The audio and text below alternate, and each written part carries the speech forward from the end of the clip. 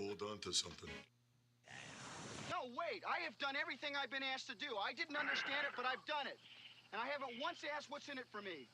What are you saying, Ray? I'm saying, what's in it for me? Raymond, am I using you? Am I using you, Raymond? This is the Total Sports Experience. There's going to be rumors about this. There's no way to stop it. And now your host, Ray, are you in here?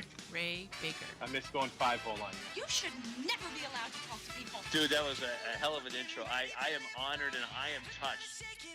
Oh, we are day 2 here at Mountain Mike's Pizza in beautiful Fountain Valley, California. And to boot, we had a great show yesterday. We had great football yesterday.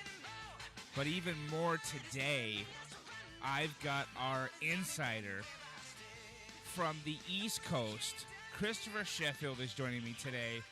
And it's not 70 degrees and sunshine where you are, my friend. If I looked at the weather right yesterday, it was a balmy 24 degrees in Connecticut. Chef, welcome to the show, man. Thank you very much. Hey, I'm awake.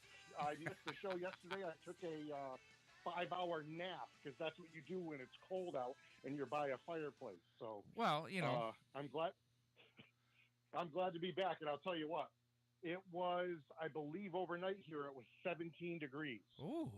So. Well, yeah, we'll explain why you're out there in a minute. We'll get to that. Okay. Let's get first to where we're at. And I have to credit Chef for part of this because back when we first started, you and I mentioned, hey, let's do some live shows at different places. And I just started reaching out. And when we thought about this, Chef, it was in the middle of a pandemic. How awesome was that? So I'm, we're all working together. We're all rowing the boat in the same direction, and I'm upset that I'm here only because I'm missing Mountain Mike's pepperoni pizza. So, and that's where we're at. We're in Fountain Valley. We're at Mountain Mike's Pizza. So the deal is that the same deal today as we had yesterday. For every specialty pizza that you order, you're going to get 6 free wings. And Nicole's over here. Nicole is the manager. By the way, I'm not going to put you on camera this time. I promised yesterday, only the one time. Nicole is the manager here. She is Navy veteran. We thank you for your service. You're amazing. Thank you very much for allowing us to even be here today. And the special today, for our special today, is the same as yesterday. Any large specialty pizza, you get free wings, 6-piece free wings. Awesome. However, there is another promo going on today, different than what we had yesterday. If I read it right, today is $2 off of any appetizers on the menu. And I'm holding it right here in front of me. Any appetizer on the menu, $2 off. So get your order in. If you're going to place the order here at Fountain Valley, you call 657-231-9674. By the way, they deliver too. You don't have to. I mean, if you want to come out and see me, that's fine. And I'll give you a high five from 6 feet away and all that. But you can have this delivered. You don't even have to leave the comforts of your own home. And for you, Chef, that would be good because it's cold out. Can they deliver here? let me ask and I'll get back to you. Let me tell you, every person I've ever given directions to that did not attend summer camp here at Camp Berger, you get lost. And you lose Wi-Fi you lose internet, you lose maps, you lose Google Maps. Waze doesn't know where you're going. And I tell everybody, you take a right at the white church and keep driving. And if you get to another white church, you went too far. And that's it. There's nothing but farmland in between. And you're going up a hill. But, I have a funny feeling those wings will be frozen because you will slide off the road because I don't. It's something else. I'm in the middle of nowhere. There's population of the town is roughly 500. Well, 501 because I'm here, but roughly 500 people. So wow. you've got to take turns being the town drunk. All right. So So And the what village, what the day village is village is up for what day is Chef Day for the town? Just so I know not to call that, or maybe I will call that day and we'll get an extra show in. Well, I usually take it on the Tuesday because everybody here does not know what Taco Tuesday is. Taco Tuesday, I actually have never heard of until I moved to California. Oh yeah, yeah. So I joke around with people and I'm like, dude, it's Taco Tuesday, and they're like, what's that? What's that? And I will say this: this is the funniest thing I've ever seen. I also belong on Facebook to a like different feeds and different pages and so forth. And I kid you not, I had to take a screenshot of it. There is a Mexican restaurant moving to Litchfield County. You ready? You ready for what it's called? It is an international success, is what they're calling it. It's called Chipotle.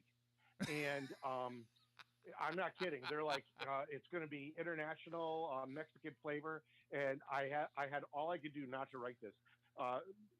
Chipotle's world headquarters is in Newport, California. Yep. And I guarantee you that I hate to say it like this, but I don't know who eats at Chipotle. But it ain't us. You know what I mean?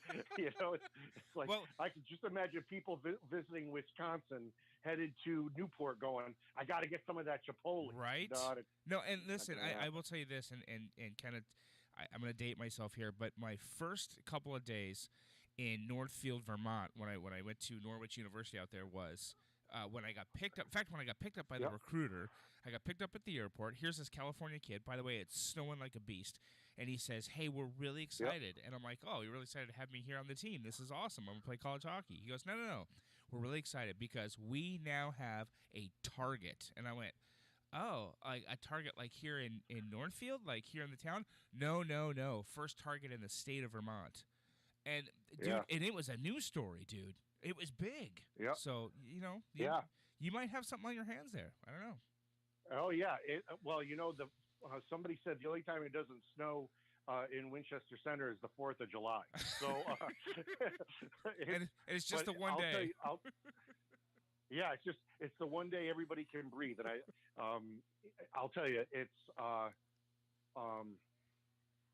is so cold here. I think it's above. I think today it hit 32, but it's the first time it's been above freezing since I've been here, and I landed Monday night, I believe. So just so you know, as I look at it, I don't like to go to a state where the high is something lower than what I set my refrigerator at, just between you and me. So, good on you, dude. Yep. A friend of mine that we social distance with dropped off a case of water, and he dropped it off in the case in the garage, and he left, and I went down and grabbed it because I didn't want it to freeze in my garage. So it is cold. But the ice looks great. We talked about it a little bit earlier in the previous shows. I run a pond hockey tournament, and we have had teams from all throughout New England, New York, New Jersey, Pennsylvania, all kick the tires and unsure of what everything is going to happen in the next few weeks with COVID and everything else. And this week I've walked the grounds with local health inspectors on how to keep everybody safe and social distance. And we've done away with a lot of things that we usually do at the tournament, such as food trucks and skate sharpening and other booths for people to sell all sorts of goodies. And we've done away with our benches. We've done away with our boards. Lowe's has been generous. They've donated the 5-gallon buckets. So each team gets a bucket and they tie their skates on it. We've trimmed down the teams. So it's still 3-on-3, but used to have a sub, but we no longer allow subs. So everything is Ironman, and the rinks are all spread out. So and no trophies and no medals, which is killing me, and no t-shirts. So we've done away with so much just to try to limit the spread. And no matter what side of the aisle you're on, That's where we're at. And now we're just concentrating on the ice, and it is phenomenal. I have to admit, I got my skates on earlier and went for a skate, and it's second to none. And we're going to discuss that more as we get into the show. And I mentioned this on the show yesterday that unfortunately, hopefully we're going to be able to do some sort of special show on that weekend with you, and hopefully get some pictures and some videos to put up on the website and stuff like that. We were planning, as you well know, Chef, we were planning to get out there and do a show, actually a couple of shows from rinkside out there. But with COVID the way it is and some of the different states and their testing policies and their policies on COVID, and then of course you and I both know this coming from California, which is a hotbed right now.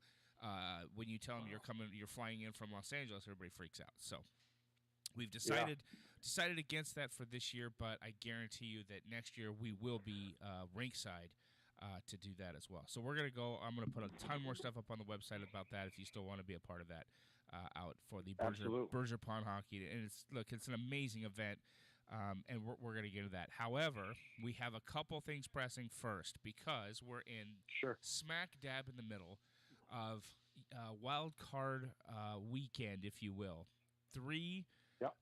Two triple headers. We had 3 games yesterday. All of them were superb games. We have 3 today. One's already underway. I'm going to update you on that in just a moment. But when we look, the first 3 games yesterday were fun. Buffalo, I don't want to say escapes, but Buffalo does beat Indianapolis. The first time Buffalo has won a playoff game at home in 24 years. That was a big milestone for Buffalo. So they got through Indianapolis, and I have a couple things on that when we start breaking this down. The second game was the LA Rams go into Seattle. Wolford starts that game. He gets injured, and there's another subject I'm going to discuss because that one made me sick to my stomach, but we're going to get back to that. Jared Goff comes in less than 2 weeks after having thumb surgery, throws a couple of touchdown passes, and the Los Angeles Rams get out of Seattle with a win. They're going to move on. And then the nightcap last night, I got to tell you, I had picked Tampa Bay to lose last night. Washington looked good to me. And you had a kid in Tyler Heineke who came in and has played all of about 10 minutes in the NFL and gave the Tampa Bay Buccaneers a run. I wanted Tampa Bay to lose again. I really thought Washington was going to pull that off last night, but Tampa Bay does win. They move on. Let's start in Buffalo first, Chef, because look, I'm a Buffalo fan. You know that Orchard Park is a tough place to go into, and you know you're not far from it. That's right. But for Buffalo to win its first playoff game at home in 24 years, this has got to be somewhat of a monkey off their back now to go forward and beat the Indianapolis Colts. You know, they look sharp, and Buffalo always has the moniker of making games far more interesting than they usually do, or than they need to. But back in the mid '90s, they were the cardiac kids. They were winning games almost till the very end. They'd have to pull it out. And last night, or yesterday afternoon rather, it was pretty much the same. And I think the MVP is the quarterback of the league. I just think that this is his year, and the defense looks great. I was blown away by the fact that they had Buffalo Bills fans, and they were panning the crowd, and it was great to listen to Ian Eagle, who is the best football voice in America. I love Ian. I love him so much. Love Ian Eagle. Ian Eagle. I could listen to him broadcast a parade for 3 hours. It would be the only time I'd watch a parade, but he is phenomenal. But getting back to the Bills, boy, they looked really good, and they seem to have everything lined up the way they do. I'm impressed with their owners, who have taken a beating the last few years on just going a little bit on the cheap, but they seem to have righted the ship, and I don't think the Sabres are too far behind with that either. Not at all. We've had a jammed sports week, but the 6 games that you mentioned, the triple headers are going to cap a week of just phenomenal sports. Yeah. I mean, I'm on the East Coast, and Lindor is a Met for nothing, and they threw in a number 2 starter to boot. So Cleveland got fleeced, and even Cleveland is a huge city right now. That's a sports town. It's the Browns are in the playoffs. So tomorrow night I have to listen to Chris Dummingworth, which is just a tragedy to listen to call a football game. You know what though? I will give you this though. Al Michaels, his partner, lives here in Southern California with us, and Yep. is I love Al Michaels. Treasure. The guy can call anything, and I'm interested to watch it. Now, part of that is because he was one of the voices for the 1980 Miracle on Ice game, which that's what hooked me into almost everything. But you're right. I mean, Chris Collinsworth, I could give or take, what have you, but Al Michaels is going to do that game. And if I wasn't intrigued enough that it was just Pittsburgh Cleveland, now you're giving me Al Michaels. I'm in. It's last Sunday night was Philadelphia and the Redskins, and I watched the game when I was in Southern California. That was the last night I'd been there, and there were a few minutes left, and we all knew that Philadelphia was I don't know if they were just trying to play to lose or play to win, but they weren't playing football. So, and that is a whole different other show. But the comical thing was, Al Michaels turned to Chris Collinsworth and said, "If Philadelphia comes back, I will unearth a phrase that I haven't used in 41 years." And I started laughing because I knew exactly what he was talking about. So did I. And it's just, he is a tremendous announcer. But I will say this, and this is for the internet crowd for you. Al Michaels was on ABC. Now I'm blanking. Wide World of Sports. Yes, There we go. Yes. But he also did baseball on Monday nights with Keith Jackson and Howard Cosell, going way back. He did football as well. Yep. But Al Michaels was with Al Bernstein, and they called the first Hagler Hearns, which is the best 9 minutes of boxing that you will ever see. Now, I'm not saying that those are the best boxers, and I know we're talking about wild card weekend, and now we're talking about Al, but I will say this. If you get a chance to listen to those 9 minutes of Hagler Hearns, it is just, there's never been another boxing match since. And are there better boxers? Yes. Is the Tyson fights great? Absolutely. They're all must-see Tyson fights. Yeah. But this was the best 9 minutes boxing has ever had. And with Al Michaels doing the call, a young Al Michaels in the early 80s, it was unbelievable. And, it made legends out of Hagler and Hearns. I mean, they were legends to begin with, but it put them the next level up. And Al Michaels does that. He is just a tremendous broadcaster. And, he's 80-something years old, and he is just a legend. Just an absolute legend. And I believe, and this is my own personal opinion, but I believe it's horrible what ESPN and ABC had done to him, letting him go like that. That is a iconic voice that they gassed. It was just, it didn't need to be done. And Monday Night Football has not been the same since. No. Although I did enjoy, Booger McFarland and a few others, and Brian Greasy's not too bad. But the classic was they had Al Michaels with Dennis Miller. My goodness, what are they doing? How does that work? Yeah. How does that go into an equation? So it's all for a ratings grab, I guess, right? I mean, who knows? All for a ratings grab. I will say this: something just passed on my phone.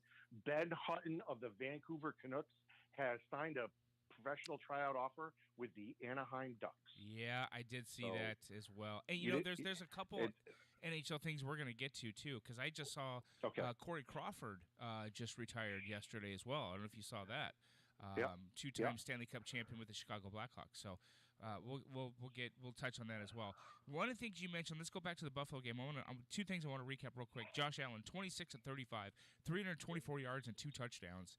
They started slow, but Josh Allen and this offense for Buffalo really got going.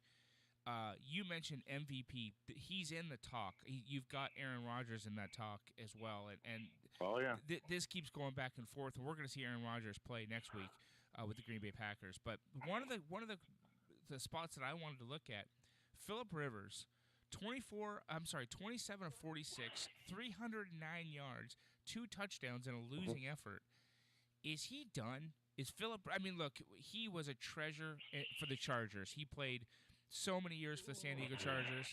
He goes to Indianapolis. What we thought was for maybe one more push at a Super Bowl. He loses to a very good Buffalo team. Is Phillip Rivers done now, or is he going to try? Look, if he comes back, it's his job, right? I mean, there's no one else there. Mm-hmm. Tony Brissett's behind him, but let's face it, it's Phillip Rivers. The guy's a Hall of Famer. Is he going to give it one more run, or is this it? I think he's got a little bit more left in the tank, and obviously he wants to be a winner. And, who doesn't? Obviously, financial considerations isn't even in an equation. And we're talking about a gentleman that's made an awful lot of money playing football. And unfortunately, I don't like to use this as a benchmark, but it's something that's most recent.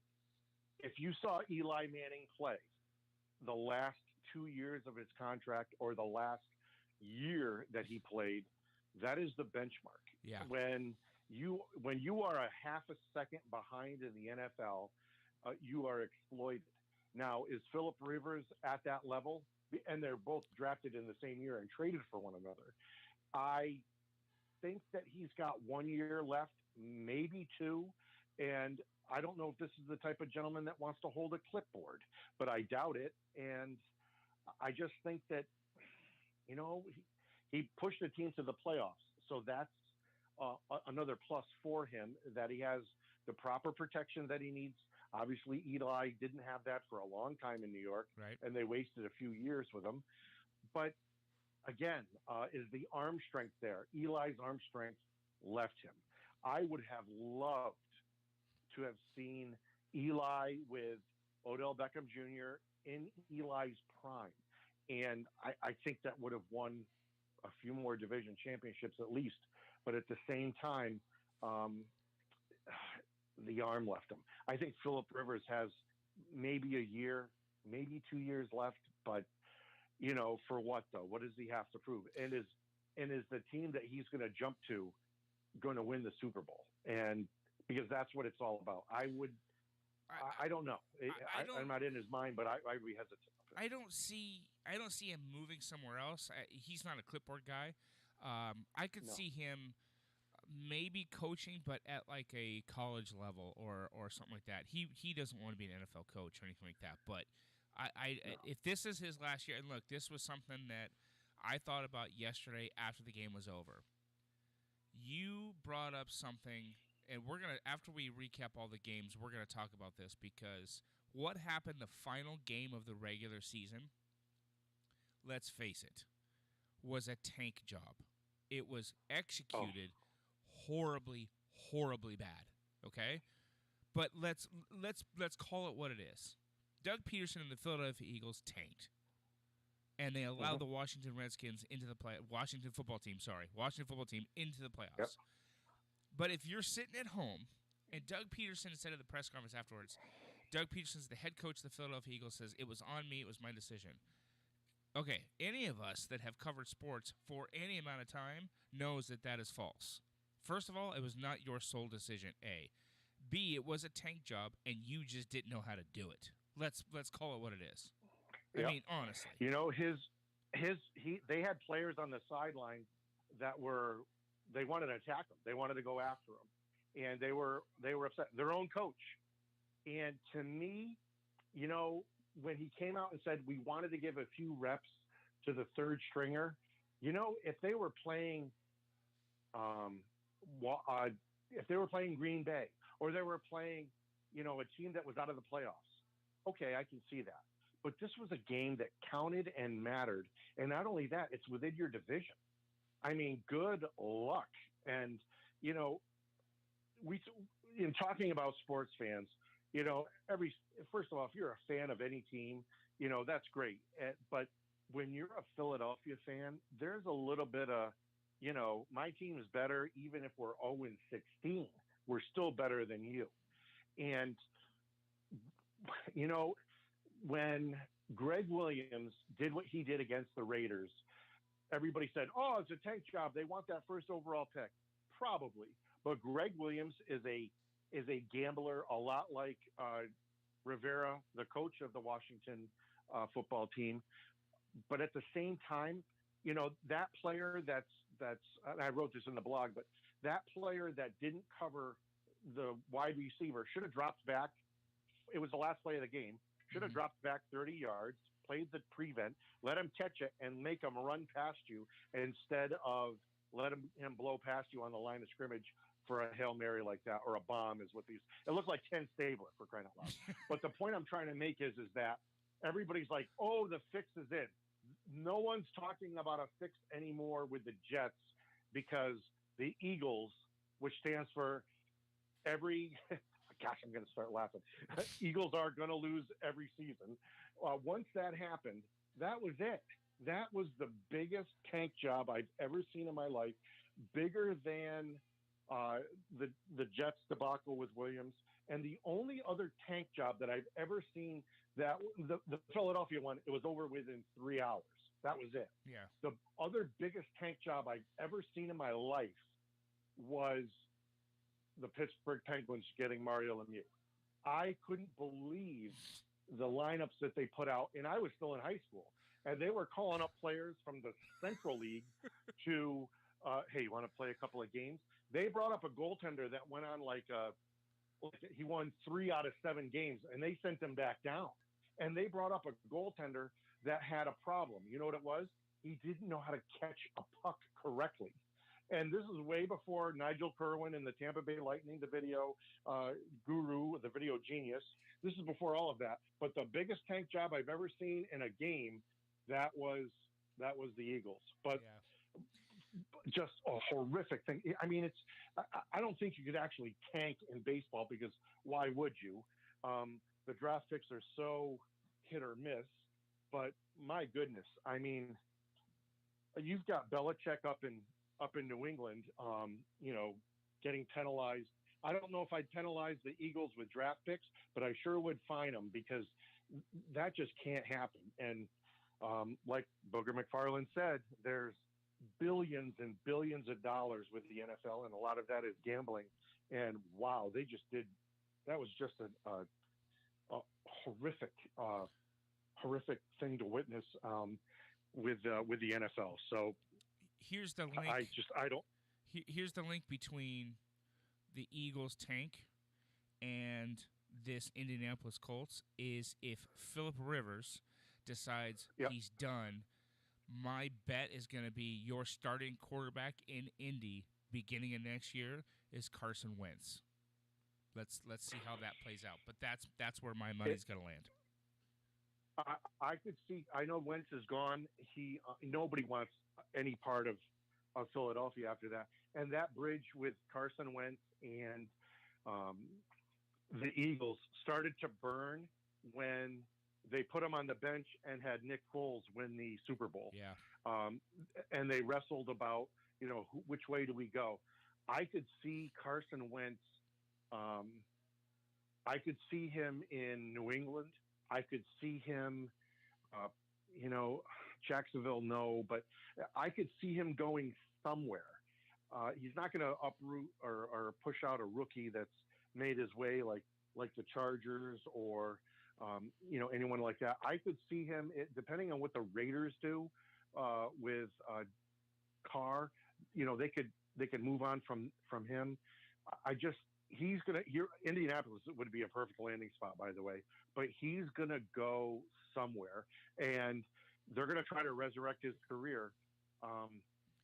But And- Indianapolis is huge. But something tells me that Belichick, and we know Cam Newton's done. Belichick always has something up his sleeve. I'm a Jets fan, and now they're picking number 2. And if the quarterback from Ohio State goes number 1, the quarterback you wanted all along is sitting there at 2. Do you make the pick? Do you trade the pick? The Jets are not in it when it comes. If they trade Darnold, or if they release him, the last thing I'd want is Sam Darnold up in New England playing in a structured environment that will help him grow. I honestly think out of all the quarterbacks that went to USC, he's the one that has something. I mean, Liner and Sanchez and God knows who knows who else, but Darnold has a little bit more of that moxie that you'd want in an NFL quarterback. And, I don't know. He could end up in Indianapolis for all we know, but I know Rivers will not be a Jet. I will not bet that. No, not at all. It's something, but I don't know. I don't know. It's always a fun guessing game, and I did notice that the NFL games over the weekend, and even today I saw it, they're already promoting the draft. We were talking about this week as well with the triple header weekend. It's going to be capped off on a Monday for the championship game for college football. Absolutely. And it's going to be a game like no other. And it's going to be must-see TV. And it could actually, the Ohio State quarterback has got a chance to go number 1 overall. And we'll see what happens when the biggest stage in college football has him strolling out and throwing bombs and running like a madman, because he looked really good. He did. And I don't know how any team could pass on him, even if he slipped to number 2. And so we'll see. Let me give you a quick update here. The game that's going on right now, the Ravens up 20-13 on the Titans, as Justin Tucker coming out of a commercial break here. But right before we went to that, Justin Tucker hit a 51-yard field goal to put 3 more. So the Titans down by a touchdown here with 4:13 remaining in the fourth quarter. This is going to go right down to it. And look, all 3 games yesterday were entertaining. We're talking about the second game. Rams go into Seattle, beat them 30-20. The only spot I think in that concerned me was the hit that was put on Wolford to knock Wolford out of the game. Later sent him to a local area hospital for extra evaluation. But the hit that they put on Wolford from Jamal Adams that was not helmet to helmet. Listen, I've always had not a problem, but I've had a disagreement with what I think targeting is, and what I think if it's a helmet to helmet versus what happened yesterday in the Rams game, which was a shoulder to helmet. But here's still a quarterback. He's going down to the ground, and you're still going down there with him to make a hit that. Look, if you're going to protect players and protect quarterbacks. And the ruling on the field was, well, because he was out running, he's a runner now. Yeah, but he's still a quarterback, and he's still vulnerable to that kind of hit. So that, to me, is if you're going to try to be consistent with what targeting or protecting players are and something like that, that should have been it. There should have been, an ejection from the game and suspension. There has not been. So that was the only problem I had in that game with the Rams. But the Rams look good. Yep. They did have a couple other injuries. Aaron Donald left late in the game. That might be a concern for the Rams going forward. But the Rams defense really stepped up. And Jared Goff, 10 to 12 days after thumb surgery, breaking his thumb, he went out there and tossed a touchdown. Was not as effective passing, 9 for 19 for a $155, but he still looked pretty good. His team still got a win. I saw a lot of the highlights of the Rams and the Seahawks, but coming back after a surgery like that definitely shows his moxie. I would say Jared Goff is a inconsistent quarterback at the worst. you're past the you've already gotten the first down and you're trying to bite off more yardage. It's the responsibility of the quarterback to realize what's going on around him. And sometimes they misjudge things as well. I think it was good on Adams to pull up to a certain degree, but at the same time, just a vicious hit that took place. But unfortunately, there has to be some responsibility on everyone. And like I said, I've seen some brutal hits. We've all seen some brutal hits over the years, but once they get past that first down marker, the quarterback has got to realize, hey, I got what I needed. I need to get out of bounds or so forth. And it's par for the course. It's a brutal hit. I mean, don't get me wrong. It's just, it could be a suspension. We don't know. But I will say that I know that Jamal Adams is going for at least 2 surgeries, if not a third surgery in the off season. So, and he was injured and he made that hit. And that comes into play as well. When you're injured and you're still playing at that level, you overcompensate for a lot of different things. Jamal Adams is not a dirty player. Actually, he's really great with the media. And he was in New York, which is awesome to say if you're great with the media and a Jet player to boot. But at the same time, it is what it is. And it's a horrible thing to say, but gosh, he made it closer than he had to. And, I'm a hockey guy, but at the same time, I've always felt that, the players might have too much padding. And then I go off on a tangent for, that's a whole different blog, but, interception. The funniest thing is, when you have players that have no fear of getting hurt, wow, that's big during the game. So they're going to get a flag. Yeah, you're going to. I hate to interrupt, but Ryan Tannehill just threw an interception at midfield, and the Ravens have the ball down with 1:50 left. That may have been the last hurrah for Tannehill and the Titans. And we mentioned, in yesterday's show, I didn't see the Ravens losing this game. I can't see the Titans winning again against this Ravens team. But it looks like the defense just stepped up as, again, they picked off Ryan Tannehill. And with 1:50 left, unless there's an Al Michaels miracle here, this may be the end of the road for the Titans. Yep, and the player was looking back and he was scouting the ball. And, the wide receiver took a shot. He took a licking before the ball got there. But the Ravens go and stomp on the logo at midfield. A little bit of, I'm old school, so I remember the Terrell Owens, I think, did that. And I can't remember the Dallas player that went and pulled him off. I think it was Ed Sprague or something like that. Ed Sprague, Emmett Smith got involved in that as well when T.O. did that. So, that's kind of a... That's an iffy move. You don't want to disrespect at any point. I mean, I know you're going to win the game, but still be classy about it. So, I remember being. Go ahead. Oh no, I was just going to say let's go ahead and see what you're going to say because we're going to move on to the Tampa Washington recap here real quick. Okay. I remember in high school we beat a rival team in soccer, and they had these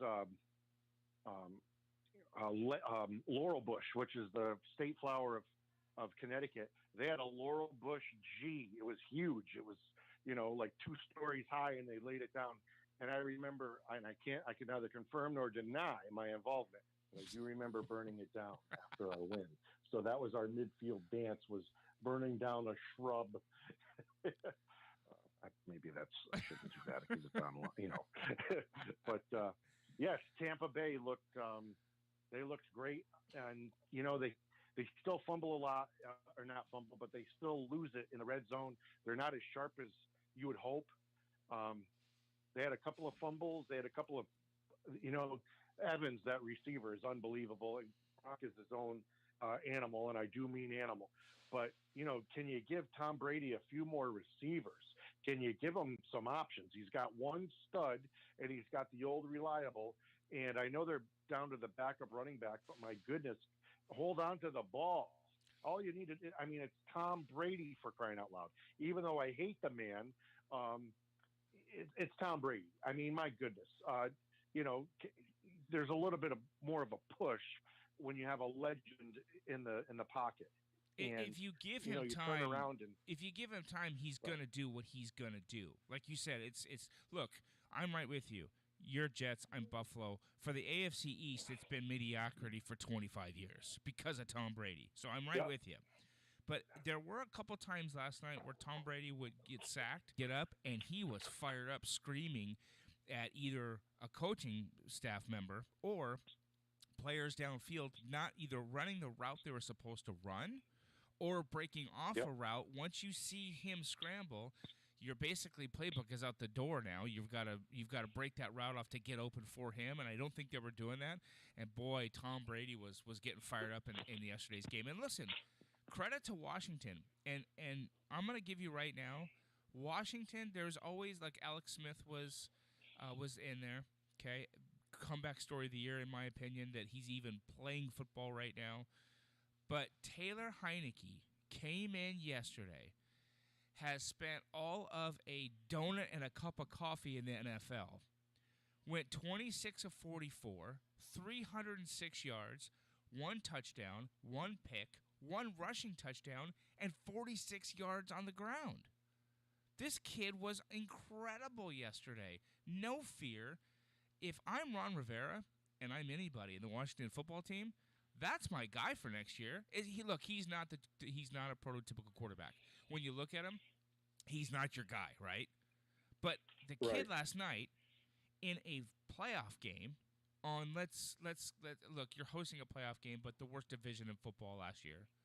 And you're going up against the greatest quarterback of all time, and you almost pull that game out.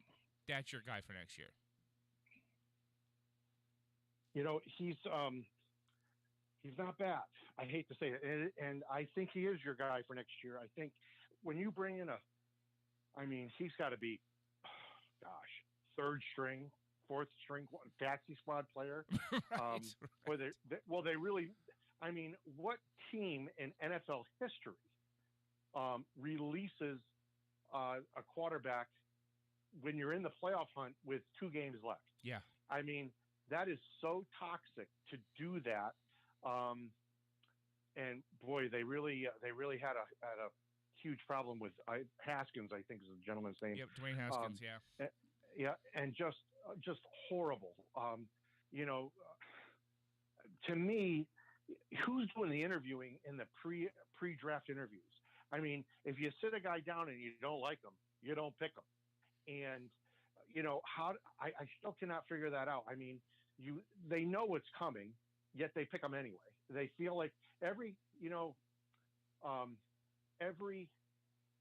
GM in every sport thinks they can be the one to cure all of the ills. Like I'll never forget it. It's Glenn Sather, when he was the general manager of the Oilers, he was going to fix Peter Klima and Joe Murphy. He was going to wave the magic wand, and Gretzky would already been traded, and he's going to fix it. And he did. But then he soon realized that there's no filling that pot to keep it from burning, and the cheese is going to burn to the bottom. And he unloaded every headache that he had that he picked up in that trade, but he won a Stanley Cup. So if you have Washington and you have this quarterback that has talent, don't get me wrong, nobody gets to that level and he doesn't have any talent. That doesn't happen. The funniest thing is that this is a young man that he should be there. He should have been there, and he's not. And watch out, because that's the sort of player also that Bill Belichick will pick up. This is a young quarterback. Now, getting back to Heineke, not the size that you'd want in an NFL quarterback, but the heart of a lion. And they didn't lose the game because of him, and they almost won it for him. So, and the players loved him. And when you have Chance Adams, brushing him off after a touchdown and carrying on the way they did, unbelievable. It just, And it's funny you there's say only that. It's funny you say that, Chef. That the team, the way the team rallies around him. I mean, Chase Young, Yep. the defensive end, after one of the touchdowns, grabbed the back of his jersey and started pointing at his nameplate, like, this is our guy. That says something. Yeah, and the team, when you get a team like that, they needed to rally around a quarterback. Yeah. I mean, it doesn't matter what team it is in the NFL. They look at the quarterback. It was Lawrence Taylor with the Giants, and then you had Sims and you had Hostetler, and during that era. Yep. But they needed somebody to grasp. They needed somebody to hold on to. And are those two NFL Hall of Fame quarterbacks? No, not even close. But that is one of the few teams that I can think of that won a Super Bowl and their quarterback wasn't a legend. I mean, Theismann, Montana, Young, you can go right down the list. But Brady, of course. But the point I'm trying to make is that a football team wants to grab it, especially a young one. Yeah. A young one like Washington that hasn't been successful in decades. And not only on top of that is, there's so much off-field Kardashian drama that I've ever seen with a football team. You got a new name. Your owner doesn't know anything that's going on in the offices. And there's misconduct, and I'm going to leave it at that because it's a family show, but there's misconduct going on in the offices. The medical staff isn't the best. They can't pick the right pick in the draft, and they're a bust, and they're dumping money and buying off players and paying them off to not play for them and buying them out, whichever, and bad trades, and so poor coaching. I mean, Jim Zorn, are you kidding me? Are you kidding me? I mean, I wouldn't let Jim Zorn coach my Pee Wee team. And you're going to bring him to Washington? I mean, this is one of the storied franchises in the NFL. And, a lot of the teams are storied franchises. And, I'm watching Baltimore walk off. And, Yep. And again, I know they're the Browns. And I know that the Colts were in Baltimore. But that is, when I look at the Ravens, I look at the combination of the Colts and the Browns because that's Baltimore. And Baltimore has always been a solid football town. But when you look at Washington, I mean, it is, at certain times, obviously they've won a few Super Bowls, but, this is the Washington Redskins. I mean, there's a little bit of like there's a following, there's a little shtick, I guess is the best way to put it. But it's not Jacksonville Jaguars. Let's put it that way. Yeah. This is a storied franchise that the wheels have come off. And when you draft Chase Young, I mean, you've got a number 2 or number 3 pick, or whatever he went, or 4th, I believe. And I think it was 3rd because the Giants won and moved back to 4th or 5th. But when you draft, we're going to take a defensive player at 2 or 3. I mean, you're making a statement. This is what we want. This is where we're going. Yeah. And that's a tough division. And I like the expanded playoffs. I've slammed the NFC East or least all season, but that's a tough division to win. I mean, you're talking about 4 storied franchises that rabid fan bases. The fan base is nationwide. Well, and let's look at this too. There were some injury problems. You have a couple of teams like the Giants who Yep. are still kind of rebuilding. Okay, the New York Football Giants, Yep. they've got a young quarterback. They've got a good young running back. But again, the injuries are playing in part. Saquon Barkley's missing the whole season. Let's look at the Dallas Yep. Cowboys, who I think are still trying to rebuild a little bit. They've got Zeke Elliott, who did not have the greatest season. Dak Prescott went out early, missed the whole season. When you look at some of that stuff, now look, the Eagles are just the Eagle. They're a mess right now. They have to get things sorted out in Philadelphia. Washington is rebuilding. They got Chase Young. I love this kid, Heineke. They found their quarterback. So in most cases, for all 4 of those teams, they're somewhat kind of remolding and rebuilding these and coming back up. These teams will be look, the Cowboys are America's team. The Cowboys have always had good spots. The New York Football Giants have won Super Bowls. The Washington Redskins have won Super Bowls. So they're gonna be back. It's an off year, yes, for the entire division. But these teams will come back for sure. There was I think that division more than any division in football got absolutely wrecked with injuries. Yep, absolutely. That when you take injuries and the scheduling, and everybody, it's that division for some odd reason just can never catch a break with a schedule. And if you want a good laugh, when the NFL schedule comes out in mid-April, look at your team's schedule and then go look at the other 4 remaining teams. So this year, I think each team went to Seattle, or at least 2 of them did.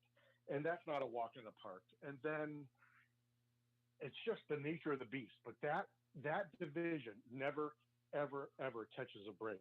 And I'll be fair and say this as well. I'm a Jets fan. And I look at their schedule and I go, there's no way we're going to beat these teams, but at least sometimes they have a chance. That schedule, if you think about it, those are 3 rough road games. Going to Dallas or any of them, they're not easy games to play. And the weather has something to do with it. I know Green Bay and Chicago and, Buffalo and so forth, New England, they all play in the cold. But you're talking about, you could have games at Thanksgiving, and Dallas catches a break with that because of Thanksgiving. Yeah. But you could literally play at Philadelphia, at New York, and at Washington after mid-November, and it is no cakewalk. Yeah. And the MetLife Stadium is a wind tunnel. I mean, you talk about the frozen tundra of Green Bay, and Chicago's the windy city, but that wind whips down from the Hudson, and it hits the Atlantic Ocean. That wind tunnel is it's brutal. It's almost as bad as the old Candlestick Park. I know some fans are probably going, "Where's that?" Oh no, but I remember covering games up in Candlestick. That came off the ocean. Was when it comes off the ocean, because it's hard to explain, but it's like the hydration. I mean, people laugh when I say this, but dehydration. When you go and jog at the beach, your body is going to suffer a little bit of a different dehydration due to the salt. Yeah. And it's true. I mean, it's. But when you get those 3 teams playing a road game, it's sometimes you catch a break. You you have LA, you have a little bit of the sun, and I'm not saying that those are. Boy, you are flirting with disaster when you go on the road in those stadiums, and they're they're not easy. It's I don't even know what they're against each other, but I bet it's close to 500. It's I can't, and I will say this is kind of a side thing, but I cannot believe that, and I can't remember the player's name now, that the wide receiver for the Giants is a pro, and he was the one in October. That guy couldn't catch anything. And if he caught, I mean this when I say this, if he caught that football, the Giants would have right there in Philadelphia, and probably would have won the division, because and the other last thing I'll say about it is when you play a game and you've got to turn and watch and cheer for another team so you can get in, I don't call that backing in.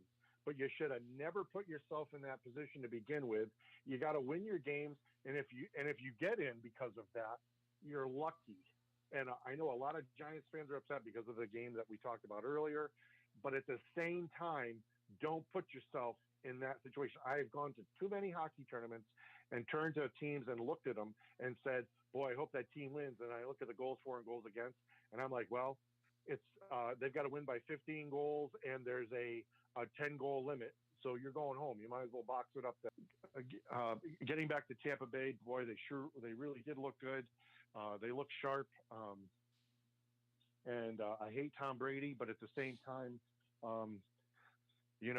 that's a team that really needed a shot.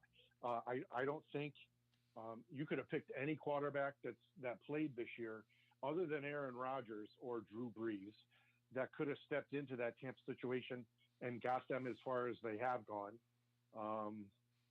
And I don't know. I don't know how many more years Tom Brady has left.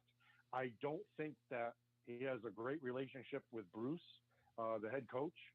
I just think that there's a little bit of friction there, but maybe that's only because we're used to Brady and Belichick just knowing and being on the same page, and also giving Tom some credit.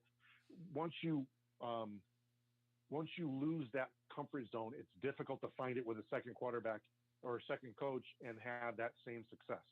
I mean, you look at Walsh and Young.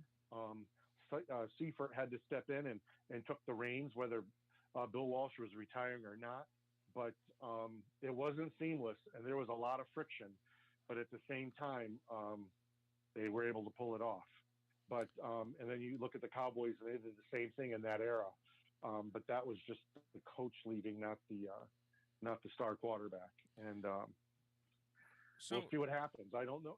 They haven't decided yet who's going where. I don't believe, but I do have the Saints over the Bears.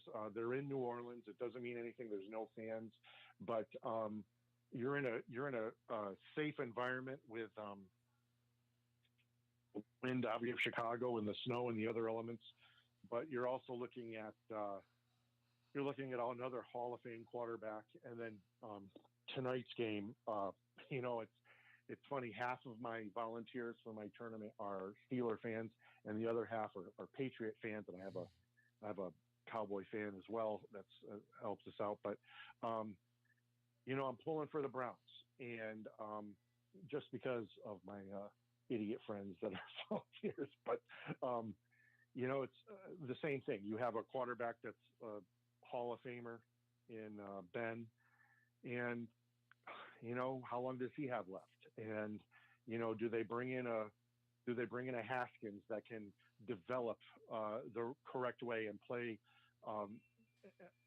football at an NFL level and be successful, and a coach that can show them the way to win and the way to act in this league and behave?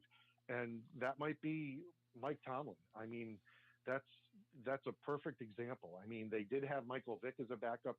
They've had other quarterbacks as well that are backups, and pretty soon, Mother Nature, or Father Time, since we got to be politically correct, is going to come knocking on the door of these legendary quarterbacks, and it's going to be sooner rather than later. So let's top of the hour here. Let's look at everything real quick. Yeah. I'm going to put up on our screen right now Yep. for those of you that are watching online and all that. I am live on location right now at Mountain Mike's Pizza on Brookhurst Street in Fountain Valley, California. Specials today. We have a special just for our listeners. If you come in, you call in, you order online, what have you. If you use our TSE show name, and when you order, for every large specialty pizza you order, they'll give you a free order of 6 wings on top of that for you. But then you've also got the special that runs today here at these 2 locations, which is $2 off of any appetizer. And I'm going to hold it up right now. Let me switch cameras for you guys. Here's the menu right here. They deliver as well. 657-231-9674. Again, it's Mountain Mike's Pizza. There's also a Costa Mesa location, 949-524-3022. Both deals are good at both locations. as we look at the top of the hour here, okay, so the Chiefs are in, the Bills are in, AFC side.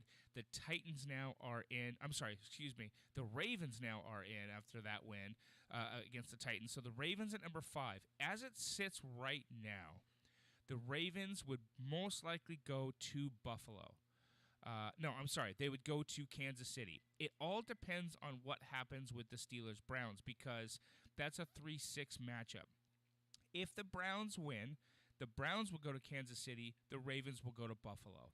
If the Steelers win, the Steelers and Buffalo Bills will tangle next week. That is going to be a fun divisional game right there. And then the Browns would go to the Chiefs. Look, I'm pulling. The Browns are serious dogs on the road here. But the over/under at 47.5. This is not going to be a 6-3 game. This is going to be a good old-fashioned shootout. I called at the very beginning of the season when Big Ben came back, I said he's going to be different, he's going to look different. This team came out of the gates storming and could not lose to anybody. The problem that I see now is they've started to slip a little bit. Now, is it because they knew they had a good spot? They knew they were already in the playoffs after like week 11 or so? Maybe, but it's concerning to me that this team has fallen off a bit in the last 3-4 weeks of the season. They did lose to the Browns last week, the last game of the season. That got the Browns into the playoffs, and a lot of people are said, you know what? Yeah, but it's they weren't playing all their starters. Ben wasn't playing. Right. It's a kind of a throwaway game for the Steelers. Yeah, but if you know that. It's not. This is not a tank thing at all. It's just we're going to rest our players. No. But if you know you're going to probably play that same team. I don't know. I think this team is slipping a little bit, and I don't know if that Mike Tomlin's got a control on it enough that the Browns team members. Now I have another problem with this game. We'll get into in a second, but I think the Browns winning that last game of the season gave them some extra confidence, not so much as a playoff team, but against this Pittsburgh Steelers team. I like the Browns in this game. I do like the Browns in this game, but it's almost to the point where you have to look at the schedule. And was there any way that Kansas City was going to lose a game down the stretch? No, they had pretty much locked up first overall. You got a team like Buffalo. Same thing. You've got, the Miami game was not close, but the Miami game was a threat. But you've got the Jets and the Patriots down the stretch. They're not losing those games. So for Buffalo to lock up 2, that's one thing. So you're looking at, the possibility of a second home game. When you have a quarterback like Ben and Tomlin, they know each other, and they know that they know what it's going to take to win. So can they turn it on and turn it off like you'd hope? Who knows? But I think so. I think they can, and that's how I feel. I think that once you get to a certain level with a coach and a player, they know what it's going to take to turn it on and off. But again, the only reason why I hesitate is Ben's age. And, sometimes when you reach back to flip that switch, it's gone. And look at Eli Manning. And he's not the only one, but it happens often. Yeah. I think I do see Cleveland as a major threat. But, if Buffalo gets to Kansas City, that's going to be a great game. That is the game of games. I'm going to tell you right now, if the AFC comes down to, I think everybody kind of already tagged these two teams, Buffalo and Kansas City, to meet the AFC Championship game this year. And you've got 2 young, dynamic quarterbacks. You've got you've got one younger quarterback who's got Buffalo firing on all cylinders, and then you've got the old guy in Kansas City who just knows how the game works, right? I mean, Look, I hope, again, as a Buffalo fan, I hope it comes down to that. But to me, those are the two best teams in the AFC. Those are the two teams that should meet in the championship game. We'll see how that all plays out. Let's go to the NFC side real quick because the Packers are already in. Yep. The Rams won yesterday, so they're in. But they're in as a 6th seed. So, again, we don't know where teams are going to fall yet. The Buccaneers winning at number 5. The game that's about to start here, right after we get off the air in about 20 minutes or so, is Bears-Saints in New Orleans. And am I looking at that right? Wow. Earlier today, it's a 10.5-point Saints favorite. That's a lot. That's a lot of points for a playoff game. There's not much faith in the Bears there. And listen, it's Mitchell Trubisky. Those guys are not ready for a playoff game like that. These guys, look, it's Sean Payton, and it's a Hall of Famer in Drew Brees. These guys just, and not to mention, you got Taysom Hill behind Drew Brees who can do it just as well. Maybe not just as well, but he has some other facets that Drew Brees doesn't. I don't see the Bears being a problem for the Saints. So if we put the Saints through, it's Packers and Saints 1 and 2. Then if it all figures out, Rams will go to Green Bay if it ends up that way. Then you will have in the NFC divisional game, you'll have Buccaneers, Saints. You got two Hall of Fame quarterbacks that are going to go head-to-head. That's going to be a fun game to watch. Well, I'll tell you what, seeing Brady indoors playing against the Saints, that can only help the Buccaneers. He's 43 years old. He's definitely not a spring chicken, but at the same time, away from the elements of Green Bay. And that is a huge thing to avoid outdoor games for Tom Brady. I was almost, when you have to go outdoors and play in the winter, like I mentioned earlier with the NFC least, it's tremendous. And the Rams going to Green Bay, I mean, do we have to think about anything else? I mean, we know what's going to happen. That is going to be brutal. Like, I'm like, that's like putting an ice cube in the middle of winter, putting an ice cube out and watching the snow hit it and hoping for the ice cube to melt. It's not going to happen. It's not.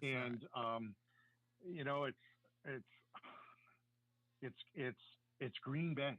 And I mean, they've lost a handful of games in the last few years at home. Beating the Lambs will not be one of them. It's not going to be good. I don't know if they're allowing fans in the stands by then. I don't know. It won't matter because the snow will be there. The weather will be there. And I mean, the weather, I know we're based out of Southern California, but if you ever wanted to know what it was like to play in the winter, it's watch this game. And I'm standing right now, staring out at the field here in Connecticut, and it's 27 degrees, and the sun is going down. And I know that in 5 to 10 minutes, it's going to be even colder.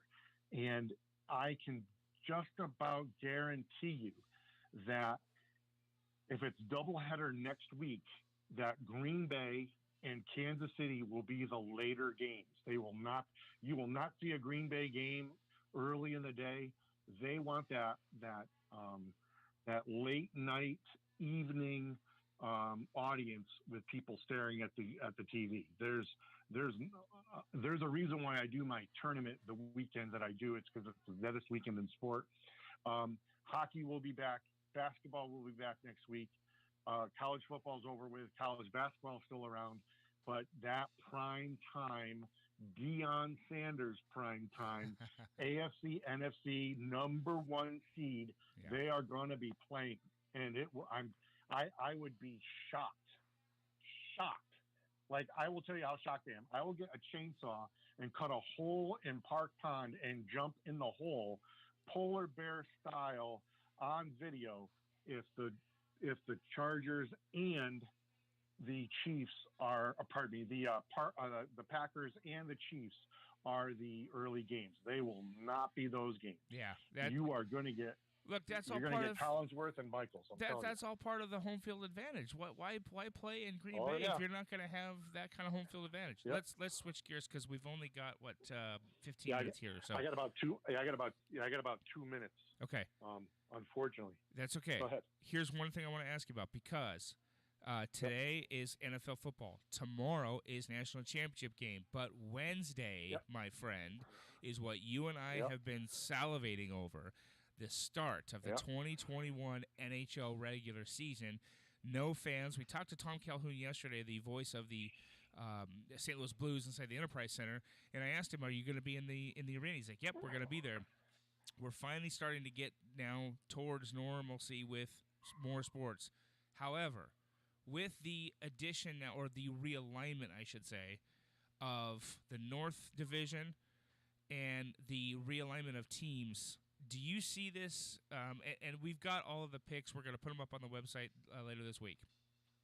Yeah. Do you see this realignment helping Canadian teams because they're only playing mostly each other, and then some of the teams that move, like to me, Minnesota going to the West right now, that's going to help Minnesota. Colorado getting out of that Central and coming to the West, that's going to help Colorado. That's only going to hurt teams like Anaheim, Los Angeles, and those guys. Who is it going to benefit the most right here? It's kind of like the Patriots and the feeding frenzy. That the Western Division, and I know it's East, Central, and West, and I can't remember the name called, but it helps Vegas and Colorado. And why is that? Because they are going to feast on the California teams. Now, I don't like the Ducks. I never have, and it'll take a long time for me to ever cheer for the Ducks or the Sharks. But I will tell you that it's their downtime. Will they be back up? I'm sure they will. It's the NHL. That's how it works. Unless you're the Leafs, then you just stay down. But you have the Vegas Golden Knights and the Colorado Avalanche playing against those California teams. And I believe they play each other 7 or 8 times, I think it is. So you're looking at, 24 wins right off Arizona that, they're not sure if they're going to move. Could have been, you look at all of those teams that made it to the bubble. And then were they the outside the original 6?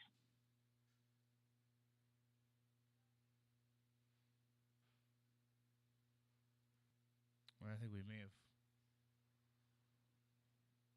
lost Chef here. Hold on one second.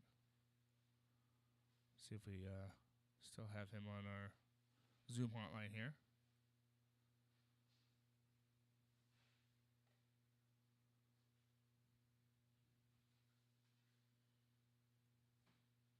Nope, I think we lost Chef on our Zoom. Let's see if he calls back and connects in. So, what we were mentioning as we get ready to wrap up here, just the NHL starting and the divisions now that why Minnesota is not in the Central, I have no idea. I mean, that is the. I know it's got to be somebody. And the funniest thing is, we got to have the rivalries. I don't remember Dallas, Chicago, Dallas, St. Louis being a rivalry, but it's COVID times. And you would also think with neighboring, if you want to get COVID on it, neighboring states might have a little bit of an easier travel time. I mean, hours or 6 to 8 hours, who knows? I don't know. Real quick, we've got your picks. We're going to put those up on the website. That's why he was moved around a couple of different times. And I can't believe that Vancouver is being penalized because he retired.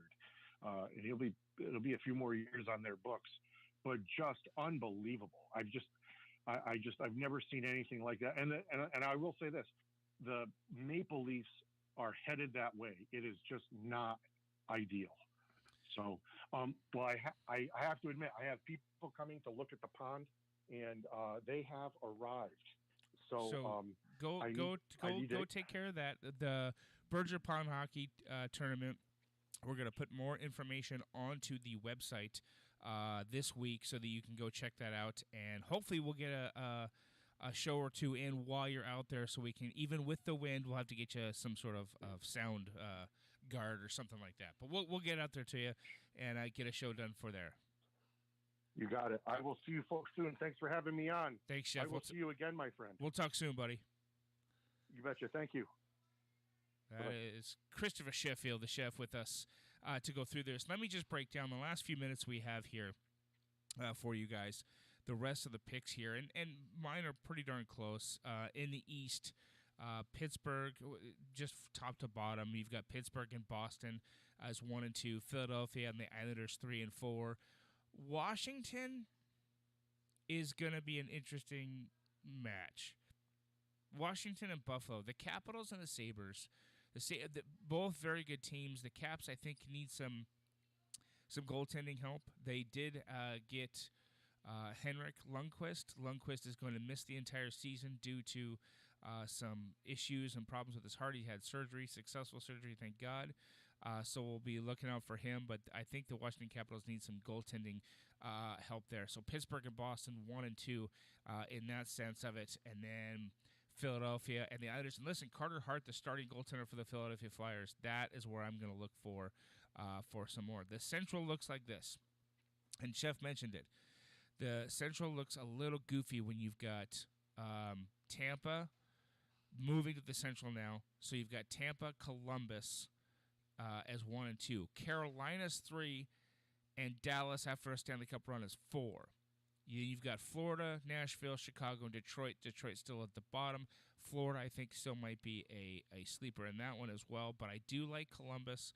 I do like Tampa Bay, although Kucherov will be out for the remainder of the season with surgery there, so they won't not have him. Hopefully they will have Steven Stamkos back in the lineup there. And that team really has not made a lot of changes, so you should see the Tampa Bay Lightning back on top of the Central Division. The West is where it gets interesting to me, because in the last few minutes we have here, you look at Vegas, Colorado, which Colorado looks like they're going to be back in the mix in a big way. The St. Louis Blues are there. You've got Chef's got Arizona at 4. I don't have Arizona that high. I've got Minnesota up that high. I've got Los Angeles at 4, and here's why. The Los Angeles Kings in the last, aside from the apparel I'm wearing now as a fan, obviously, the Los Angeles Kings in the last probably 5 or 6 years have put together one of the best farm systems in the entire NHL. They have some of the best young talent coming up in the entire NHL. Some of them are here, some of them are on their way. You saw Alex Turcotte in the World Junior Championships score some goals. He's an LA King prospect. You saw his line mate, Arthur Kaliev, score some big-time goals. He's a Los Angeles King. You've got some big young talent for the Kings coming up. So I've got them actually at number 4, and then San Jose, Anaheim, and Arizona. And Chef's got your sleeper as San Jose. San Jose finally did dump some contracts. Joe Thornton is no longer in San Jose. Not sure how that's going to work out. They still have goaltending. Martin Jones is still a great goaltender, and I think a Stanley Cup goaltender. So we'll have to see how all that lands out. And again, this is a weird season. We're starting so much later. A. B, there's limited training camp. Normally you would have training camp. You would have your rookie camp. You would have a full training camp with all these guys to come in. You'd have extra guys come in. You didn't have any of that. You had no rookie camp. The benefit, though, to this is a lot of the kids that played at the World Junior Championships for their respective countries did not go to the start of training camp for these teams, and you all wondered why. That's why. They were at the World Juniors. But remember, in a normal circumstance, you would have started your season in October. You're starting your season in the middle of January, right after the World Juniors is played. So a lot of these teams could not have used those players coming out of the World Juniors. They'd go back to their junior team or their college or what have you. Now, some of these kids, like Alex Turcotte for the LA Kings, like Trevor Zegras for the Anaheim Ducks, these guys are leaving the World Juniors and joining training camp for their teams. There's a lot of other contractual things that you have to go through and talk about and figure out if they can stay after 10 games, if they can, if they've got to go back to juniors, go back down to the minors, and stuff like that. And we'll map all that out for you in a later show. But that is one of the things to take with you as well. You guys, we've had an amazing 2 days here. Special thanks again to, I've got their thing right here, Mountain Mike's Pizza. We're here in Fountain Valley. There's 2 locations, Fountain Valley and Costa Mesa. If you order your pizza still today, which you can, order your pizza. I'm going to show the address where we're at. Order a large specialty pizza, and you mention our show, the TSE. If you do, you get free order of 6 wings with your order. Free, courtesy of us. How about that? That is amazing. If you order any appetizer today from this location or the Costa Mesa location, it's $2 off. Just $2 off, just because. That's awesome. You don't even have to mention us. Just come in and you get $2 off. That's amazing. So here we are, and they deliver. So call, get your pizza for tonight's game. For this afternoon's game, Bears, Saints, get your pizza right now. Here's what you call 657-231-9674 is the phone number for right here, this location in Fountain Valley, to get your pizza, your free wings, your $2 off. And then if you want to go to Costa Mesa, you go to 949-524-3022. That's the Costa Mesa address. You can order it from there, too. Go in and pick it up. I won't be there, unfortunately. But you can still go there and pick it up and get your pizza. The trivia question from yesterday we're going to use from today. I'm going to give it to you right now at the very end of the show, and I'm going to put it up on the website later tonight as well. The trivia question from yesterday, for a free pizza today, you get a free pizza. If you can answer this trivia question, you email us in. We had a lot yesterday. Here's your trivia question. In the 1988 World Series, game number 1, Kirk Gibson hit a home run to win game 1 of the 1988 World Series. Who was the pitcher from the Oakland A's that threw that pitch that Kirk Gibson put into right field? That is your question. If you can email us the answer to that, you give us your name and your phone number, we'll put you into the drawing, and we'll get you drawn for a free pizza coming up from Mountain Mike's. Again, the Fountain Valley location here is 657-231-9674. You can order online, too, by the way. If you just go to mountainmikespizza.com, order online, and then you can come pick it up. Or they deliver right here, too. They deliver, and you'll get a little coupon like this. You guys, we've had an amazing 2 days here. We're going to do this again in 2 weeks. In 2 weeks from this weekend, you've got UFC 257 on Saturday. We'll be right here back at this location for free pizzas. Then, for the UFC 257 fight, which is Dustin Poirier and Conor McGregor on the main card, should be amazing. Then the following Sunday, which is 2 weeks from today, we will have AFC, NFC championship games. We have a whole slew of guests that are going to join us for both of those shows, so please join us for that as well. See if we can get some other guys on here as well. I know Jeff Pope wants to join us. Chef will be back with us. We're going to talk hockey. We're going to have our UFC insider and our jiu-jitsu guys coming up too. I can't wait. We'll see you guys in 2 weeks. This Wednesday is an all-new show from the podcast studios. We'll see you guys then. Be good humans. See you next week.